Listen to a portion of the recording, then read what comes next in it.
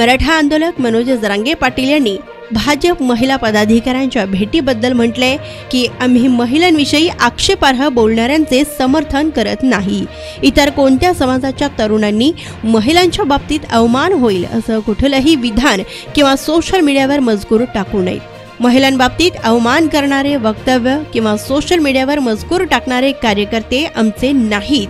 भाजप महिला पदाधिकाऱ्यांनी संविधान दिल्याबद्दल त्यांचे धन्यवाद। तुम्ही देखील तुमच्या नेत्यांना या संविधानाचा अनुकरण करण्याबाबत सांगा। तर अंतरवाली सराटी या ठिकाणी महिलांना मारहाण झाली त्यावेळी देखील तुम्ही बोलायला हवे होते। विशिष्ट पक्षाचा गमछा घालून येणे आणि दबाव टाकणे हे योग्य नाहीये। देवेंद्र फडणवीस यांनी आता महिलांना पुढे केलं असल्याचंही मनोज जरांगे पाटील यांनी यावेळी म्हटलंय। आवाज कमी करा। भाजपाच्या ताई आल्या होत्या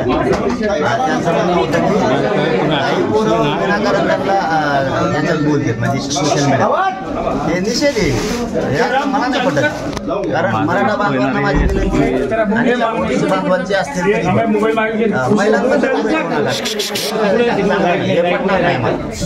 कारण महिला भुजबळ साहेबांच्या बद्दलही एकदा असं काहीतरी घोषणा होती, मी जागेवर थांबवली। मला महिलांबद्दल नाही सांगितलं। जर माझ्याकडून काही घडलं तर मी 1 मिनिटात दिलगिरी व्यक्त करतो आणि हे मला खूप लागलं। मी मनातून बोलतो, पुढे काय ते राजकारण करायला लागलेत किंवा असं म्हणून नाही की तुम्ही उगा एखाद्या महिलेला कसलं बी बोलताल किंवा काय म्हणत त्याला त्यांच्या प्रश्नाचं वेगळं उत्तर देता। हा, तुम्हाला संविधानिक अधिकार आहे तर तुम्ही त्यांना त्या पद्धतीनंच उत्तर द्यायला, ती वेगळा विषय।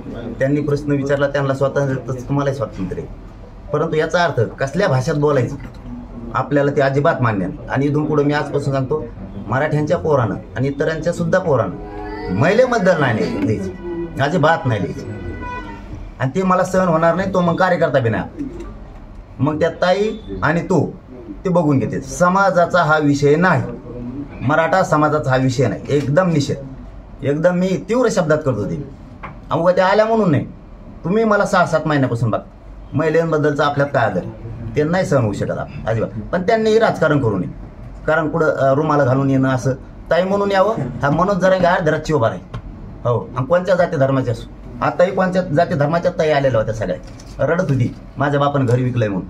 ही पट्ट्या बघणार आता, हे कशा 8,000 नोकऱ्याचे सरकार देत नाही, पण त्यांनी महिला ताई म्हणून यावं।